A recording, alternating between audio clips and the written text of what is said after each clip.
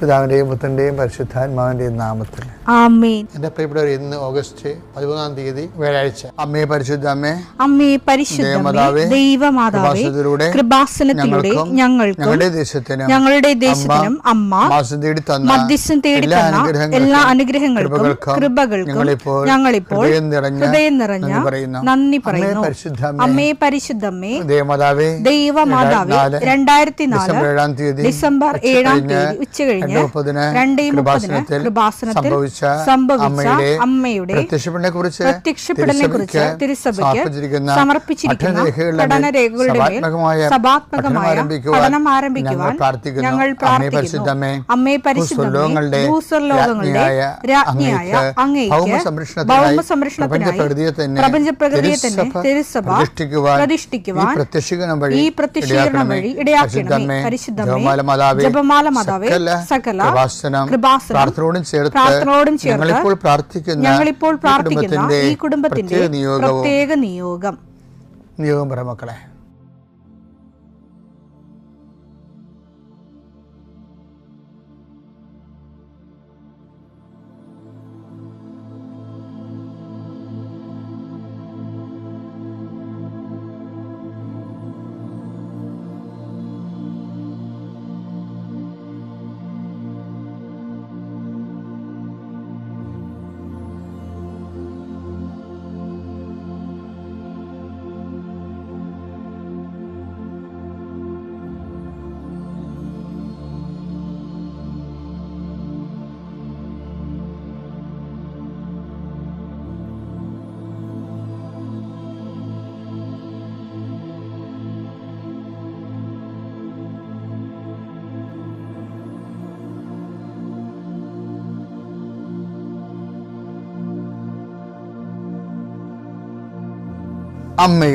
അമ്മയുടെ പ്രത്യക്ഷീകരണത്തിന്റെ ഈ അനുഗ്രഹവേളയിൽ ഞങ്ങൾക്ക് സാധിച്ചു തരുവാൻ കനിയണമേ. ആമേൻ. വിശ്വാസ പ്രമാണം. സർവശക്തനായ പിതാവും ആകാശത്തിന്റെയും ഭൂമിയുടെയും സൃഷ്ടാവുമായ ദൈവത്തിൽ ഞാൻ വിശ്വസിക്കുന്നു. അവിടുത്തെ ഏകപുത്രനും ഞങ്ങളുടെ കർത്താവുമായ ഈശോമിശിഹായിലും ഞാൻ വിശ്വസിക്കുന്നു. ഈ പുത്രൻ പരിശുദ്ധാത്മാവിനാൽ ഗർഭസ്ഥനായി കന്യകാമറിയത്തിൽ നിന്ന് പിറന്ന് പൊന്തിയോസ് പീലാത്തോസിന്റെ കാലത്ത് പീഡകൾ സഹിച്ച് കുരിശിൽ തറയ്ക്കപ്പെട്ട് മരിച്ച് അടക്കപ്പെട്ട് പാതാളങ്ങളിൽ ഇറങ്ങി മരിച്ചവരുടെ ഇടയിൽ നിന്ന് 3-ാം നാൾ ഉയർത്ത് സ്വർഗത്തിലേക്ക് എഴുന്നള്ളി സർവശക്തിയുള്ള പിതാവായ ദൈവത്തിന്റെ വലതുഭാഗത്തിരിക്കുന്നു. അവിടെ നിന്ന് ജീവിക്കുന്നവരെയും മരിച്ചവരെയും വിധിക്കുവാൻ വരുമെന്നും ഞാൻ വിശ്വസിക്കുന്നു. പരിശുദ്ധാത്മാവിലും ഞാൻ വിശ്വസിക്കുന്നു. വിശുദ്ധ കത്തോലിക്കാ സഭയിലും പുണ്യവാന്മാരുടെ ഐക്യത്തിലും പാപങ്ങളുടെ മോചനത്തിലും ശരീരത്തിന്റെ ഉയർപ്പിലും നിത്യമായ ജീവിതത്തിലും ഞാൻ വിശ്വസിക്കുന്നു. ആമേൻ. സുഖസ്ഥനായ ഞങ്ങളുടെ പിതാവേ, അങ്ങയുടെ നാമം പൂജിതമാകണമേ. അങ്ങയുടെ രാജ്യം വരണമേ. അങ്ങയുടെ തിരുമനസ് സ്വർഗത്തിലെ പോലെ ഭൂമിയിലും ആകണമേ. അന്നു വേണ്ടുന്ന ആഹാരം ഇന്ന് ഞങ്ങൾക്ക് തരണമേ. ഞങ്ങളോട് തെറ്റ് ചെയ്യുന്നവരോട് ഞങ്ങൾ ക്ഷമിക്കുന്നത് പോലെ ഞങ്ങളുടെ തെറ്റുകൾ ഞങ്ങളോടും ക്ഷമിക്കണമേ. ഞങ്ങളെ പ്രലോഭനത്തിൽ ഉൾപ്പെടുത്തരുതേ, തിന്മയിൽ ഞങ്ങൾ രക്ഷിക്കണമേ. ആമേൻ. നന്മ നിറഞ്ഞ മറിയമേ, സ്വസ്തി. കർത്താവ് അങ്ങയുടെ കൂടെ സ്ത്രീകളിൽ അങ്ങ് അനുഗ്രഹിക്കപ്പെട്ടവളാകുന്നു. അങ്ങയുടെ ഉദരത്തിൻ ഫലമായി ഈശോ അനുഗ്രഹിക്കപ്പെട്ടവനാകുന്നു. പരിശുദ്ധ മറിയമേ, തമ്പുരാന്റെ അമ്മേ, പാപികളായ ഞങ്ങൾക്ക് വേണ്ടി ഇപ്പോഴും ഞങ്ങളുടെ മരണസമയത്തും തമ്പുരാനോട് അപേക്ഷിക്കണമേ. ആമേൻ. കർത്താവേ, നിന്റെ ഉന്നതമായ നാമത്തിന് സ്തോത്രം ചെയ്യും. കർത്താവേ, നിന്റെ വിശുദ്ധ പൗരോഹിത്യത്തെ മഹത്വപ്പെടുത്തണമേ. കർത്താവെ, സഭയിലുള്ള സാന്നിധ്യം പ്രകടമാക്കണമേ. 40 വർഷം ഞാൻ അർപ്പിച്ച കൃപാന്റെ യുഗതിയാണ്. കൃപാസ്ഥാനത്താറെ ജീവനോടെ പ്രത്യക്ഷപ്പെട്ട മാതാവിന്റെ മാധ്യസ്ഥ ഇന്ന് അങ്ങയുടെ മക്കളെ പ്രാർത്ഥന കൂടുന്ന എല്ലാ മക്കൾക്ക് വേണ്ടി പ്രാർത്ഥിക്കുകയാണ്. നിന്റെ കൂടെ അമ്മ ഉണ്ടാവുമെന്ന് ഓർക്കണം ദൈവപൈതലേ.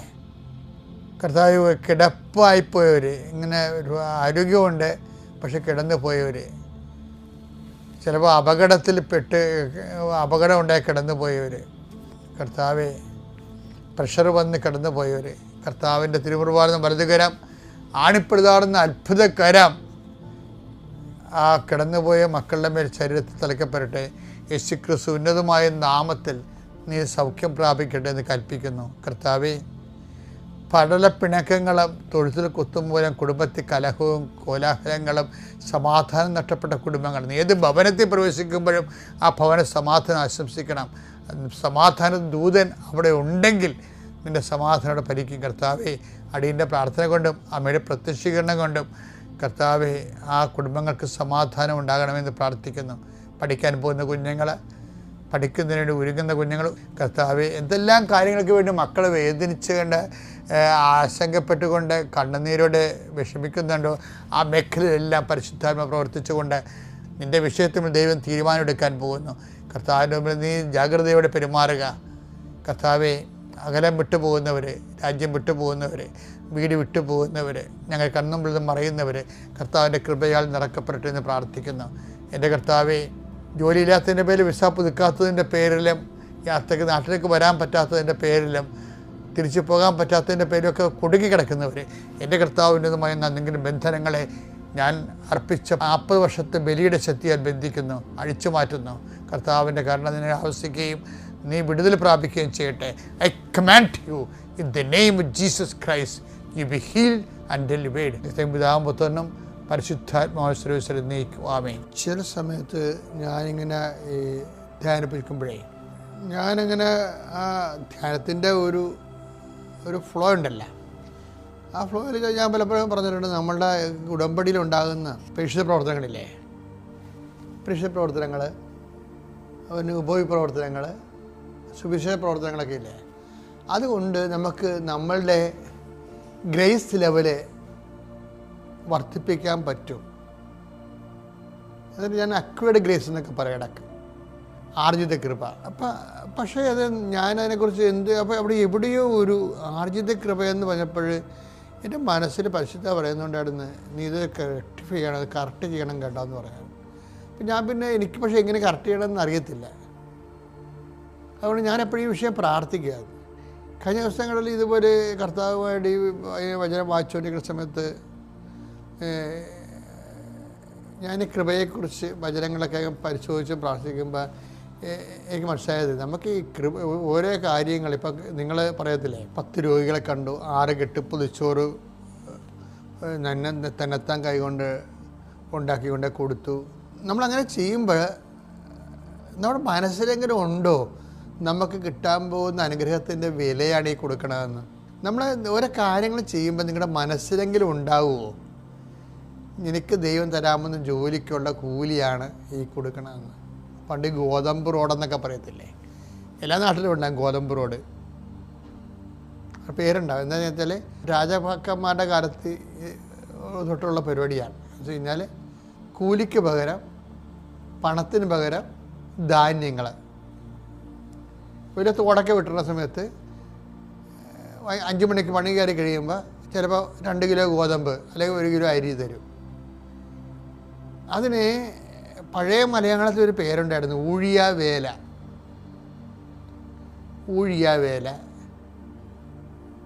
ഊഴിയാവേല എന്ന് പറഞ്ഞാൽ എന്താണ്? പഴയ രാജാക്കന്മാരുടെ ഈ തിരുവിതാംകൂറിൻ്റെ പുസ്തകത്തിലൊക്കെ ഉണ്ട് ഊഴിയാവേല. ഊഴിയാവേല എന്ന് പറഞ്ഞു കഴിഞ്ഞാൽ നമ്മൾ വേല എടുത്താൽ നമുക്ക് പൈസ ആയിട്ട് കാശ് കിട്ടത്തില്ല, മറിച്ച് ധാന്യം കിട്ടും.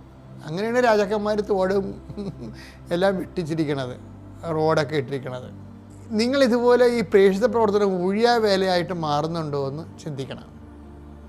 എന്ന് വെച്ച് കഴിഞ്ഞാൽ കർത്താവ് നമുക്ക് ജോലി തരുന്നു, അതിന് കർത്താവിനൊരു കൂലി കൊടുക്കുന്നു. കർത്താവ് പറഞ്ഞ വാക്ക് അനുസരിച്ച് നമ്മൾ രോഗികൾക്ക് ഇത് കൊടുക്കും. തമ്മിൽ എൻ്റെ മക്കൾ ഇതിനെ കണക്ട് ചെയ്യരുത്. ദൈവം നമുക്ക് തരുന്ന ഒരു അനുഗ്രഹത്തിന് കൂലിയായിട്ടല്ല ഇത് കൊടുക്കുന്നത്, വിലയായിട്ടല്ല കൊടുക്കുന്നത്, മറിച്ച് അത് നമ്മൾ ചെയ്യുന്നത് ദൈവത്തിൻ്റെ കൃപയോടുള്ള നമ്മുടെ സഹകരണമാണ്. ദൈവത്തോട് ചെയ്യുന്ന സഹകരണം.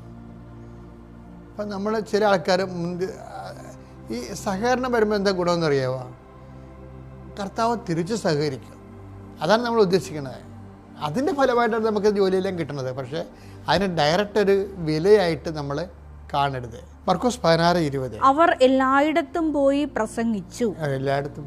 കർത്താവ് അവരോട് കൂടെ പ്രവർത്തിക്കുകയും അടയാളങ്ങൾ കൊണ്ട് വചനം സ്ഥിരീകരിക്കുകയും ചെയ്തിരുന്നു. അടയാളങ്ങൾ ആവശ്യം. ഇപ്പം ചില ആൾക്കാർ കൃപാസനത്തെ ചിലർ ആക്ഷേപിക്കണം എന്താണ്, അത് അനുഗ്രഹമുള്ള സ്ഥലത്തെല്ലാം ആൾക്കാർ ഓടിക്കൂടുമെന്ന്. നിങ്ങൾക്കറിയാമല്ലോ, 2004 ഡിസംബർ 7-ാം തീയതി സമയഘടികാരം നെഞ്ചിൽ ചേർത്ത് മാതാവ് പ്രത്യക്ഷപ്പെട്ടതിന് ശേഷം 10 കൊല്ലം നമ്മളത് പ്രാർത്ഥിച്ചു. കാരണം അതിനകത്ത് അപ്പോൾ അന്നൊക്കെ എൻ്റെ മനസ്സിൽ പറഞ്ഞു, നീ ഇപ്പോൾ ഉടനെ ഇത് ചാടിക്കയറി പറഞ്ഞാൽ അപ്പോൾ എൻ്റെ മനസ്സിൽ എന്തോ ഒരു ആപത്തുണ്ടാകുമെന്നൊരു സൂചന ഉണ്ട്.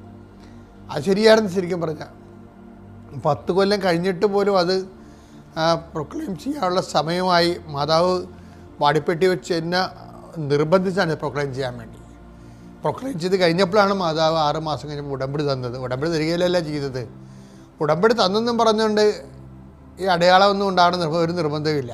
നീ ഇപ്പോൾ വായിച്ചു കേട്ട പോലെ കർത്താവ് അവരോട് പ്രവർത്തിച്ചു. അതാണ് വിഷയം. കർത്താവ് കൂടെ പ്രവർത്തിക്കുമ്പോഴാണ് അടയാളങ്ങൾ വരണത്. അപ്പോൾ ഇപ്പോൾ നിങ്ങൾക്കൊരു അടയാളം കിട്ടിയിട്ടുണ്ടെങ്കിൽ എൻ്റെ അർത്ഥം കർത്താവ് കൂടെ പ്രവർത്തിക്കാൻ തുടങ്ങിയെന്നതിൻ്റെ അർത്ഥം. കർത്താവ് കൂടെ പ്രവർത്തിക്കാൻ തുടങ്ങണമെങ്കിൽ എന്ത് ചെയ്യണം? കർത്താവിൻ്റെ കൃപയോട് നമ്മുടെ കാരുണ്യ പ്രവൃത്തിയും അതുപോലെ തന്നെ പേശ പ്രവർത്തനങ്ങളും ഒരു കർത്താവ് തരുന്ന അനുഗ്രഹത്തിന് കൂലിയായിട്ടല്ല കൊടുക്കേണ്ടത്, മറിച്ച് അവൻ നേടിയെടുത്ത കൃപയോടുള്ള നമ്മുടെ സഹകരണമായിട്ട് കൊടുക്കണം. പിതാവിൻ്റെയും പുത്രൻ്റെയും പരിശുദ്ധാത്മാവിൻ്റെ നാമം.